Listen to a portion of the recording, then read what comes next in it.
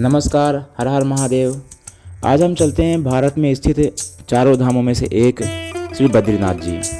बद्रीनाथ जी का यह मंदिर उत्तराखंड राज्य के गढ़वाल मंडल के चमोली जिले के अंतर्गत आता है। इस मंदिर की स्थापना आदि शंकराचार्य ने लगभग 8वीं शताब्दी के आसपास की थी। यह स्थान भारत में स्थित 108 देव देशों में भी एक है, जो कि विष्णु जी के लिए समर्पित है। आदि मान्यता के अनुसार भगवान के ये चारों धाम, जिसे हम चार धाम बोलते हैं, भगवान विष्णु की अलग अलग क्रियाओं के लिए जाना जाता है। जैसे कि रामेश्वर में भगवान स्नान करते हैं, बद्रीनाथ जी में भगवान ध्यान करते हैं, जगन्नाथ जी में उनका भोजन होता है और द्वारिकाधीश में भगवान शयन करते हैं। पौराणिक मान्यताओं के अनुसार भगवान श्री महाविष्णु जगत कल्याण के लिए धरती पे नर और नारायण के रूप में अवतरित हुए थे। इस अवतार के दौरान भगवान ने इस बद्री क्षेत्र में, इसको बद्री विशाल क्षेत्र कहा जाता है, यहाँ पे भगवान ने तपस्या की थी। बद्री विशाल का यह क्षेत्र बहुत ही विकट और दुर्गम था। यहाँ ठंड बहुत ज़्यादा होती थी, अतः भगवान को तपस्या के दौरान कोई विघ्न ना हो, इस कारण श्री लक्ष्मी जी ने बद्री वृक्ष का रूप धारण करके, बद्री मतलब बेर का पेड़ का रूप धारण करके यहाँ उपस्थित हुई और भगवान को अपनी छाँव में आश्रय प्रदान किया। तपस्या के बाद भगवान यहाँ पे नर और नारायण के रूप में विराजमान हुए, जो कि पर्वत के रूप में यहाँ पे स्थापित है। भगवान बद्रीनाथ जी का जो मंदिर है वो नारायण पर्वत में स्थापित है और अलकनंदा के उस पार जो पर्वत है उसे हम नर पर्वत बोलते हैं। भगवान बद्री विशाल का ये जो तीर्थ है, यहाँ पे 2 कुंड है, सूर्य कुंड और नारद कुंड। मंदिर के सामने से ही अलकनंदा नदी, जो कि गंगा की मुख्य शाखा है, यहाँ से प्रवाहित होती हैं। बद्रीनाथ जी का यह क्षेत्र अत्यंत ठंडा क्षेत्र है, लेकिन आश्चर्य तौर पे यहाँ पे एक कुंड है जिसे हम तप्त कुंड कहते हैं। उसका जल वर्ष भर 55 डिग्री सेंटीग्रेड के आसपास रहता है, जहाँ पे लोग आके स्नान करते हैं। इस कुंड का जल रोगनाशक माना गया है। हिंदू मान्यता के अनुसार हर हिंदू को अपने जीवन काल में बद्रीनाथ जी के दर्शन आवश्यक हैं। बद्रीनाथ जी का यह मंदिर साल में सिर्फ 6 महीने के लिए खुलता है। शीतकाल में इस मंदिर को बंद कर दिया जाता है और यहाँ के विग्रह को जोशीमठ के मंदिर में स्थापित कर दिया जाता है। शीतकाल के बाद इस मंदिर के कपाट को पुनः खोला जाता है और यहाँ पे भगवान के विग्रह को स्थापित किया जाता है। इस दौरान भगवान के मंदिर को विशेष तौर पे सजाया जाता है और मंदिर खुले रहने के दौरान भी, जैसे दिवाली और दशहरे में, भगवान के मंदिर को फूलों से विशेष तौर पे साज सज्जा करके इनकी विशेष पूजा की जाती है। और जब मंदिर पुनः बंद किया जाता है उस समय भी भगवान के मंदिर को पुनः सजाया जाता है। यह क्षेत्र पूरी तरह से पहाड़ों से घिरा हुआ है और आसपास के पहाड़ों में लगभग वर्ष भर यहाँ पे बर्फ़ रहती है, जो कि इस क्षेत्र के तापमान को बहुत ज़्यादा कम कर देती है। अतः यदि आप यहाँ आने की तैयारी कर रहे हैं तो ठंड के सामान का विशेष ध्यान रखें।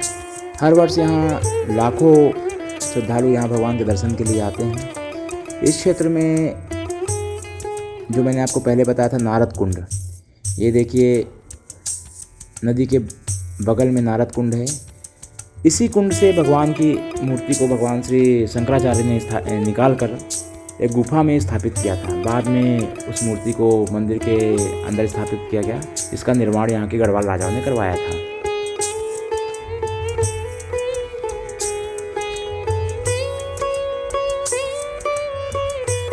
अभी हम मंदिर के अंदर का भाग आपको दिखा रहे हैं, जहाँ की ये मंदिर 3 भाग में बांटा गया है।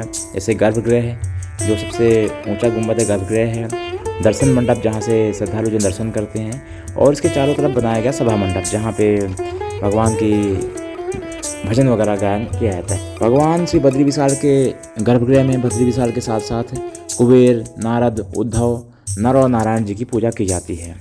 साथ ही यहाँ प्रांगण में स्थापित हनुमान मंदिर, नाग देवता मंदिर, गरुड़ मंदिर, लक्ष्मी मंदिर, नवदुर्गा मंदिर और शंकराचार्य जी की एक मूर्ति स्थापित की गई है। हमारी इस यात्रा के दौरान यहाँ के धर्माधिकारी श्री भुवन चंद उनियाल से हमारी भेंट हुई और उनका आशीर्वाद प्राप्त हुआ था। बद्री विशाल मंदिर से लगभग 1 किलोमीटर आगे माणा गांव है। इस गांव में अनेकों तीर्थ हैं, जैसे कि सरस्वती नदी और अलकनंदा नदी का संगम। मान्यता अनुसार सरस्वती नदी भूमिगत हो चुकी हैं, परंतु बद्री विशाल क्षेत्र में यहाँ पे वो धरा के ऊपर दिखाई देती हैं, जो आगे जाके अलकनंदा में समाहित हो जाती हैं। यहीं पे एक विशेष क्षेत्र स्थापित है जो कि सरस्वती नदी के ऊपर बनाया गया है, वो है भीम पुल। यह एक विशाल शिला है जिसे महाबली भीम ने उठा के सरस्वती नदी के ऊपर रख दिया था ताकि वो और उनके भाई स्वर्गारोहणी यात्रा के दौरान सरस्वती नदी को पार कर पाएँ। भीम पुल से थोड़ा आगे एक क्षेत्र है जिसे हम कहते हैं माता मूर्ति। यहाँ नर और नारायण की जो माता थी, माता मूर्ति की मंदिर बनाई गई है। ये जो सामने आपको जलधारा दिख रही हैं, ये है सरस्वती नदी जो कि नीति घाटी से बहते हुए बद्रीनाथ क्षेत्र पे आके अलकनंदा से मिल जाती है। यहीं समीप यहाँ संगम है। नदी के बगल में ही एक मंदिर स्थापित किया गया है, इसका पुनर्निर्माण आजकल चल रहा है। ये है माता सरस्वती का मंदिर। इस मंदिर में माता सरस्वती, विट्ठल देव, दत्तात्रेय, प्रसिद्ध साधु नामदेव जी आदि मूर्तियों की स्थापना की गई है।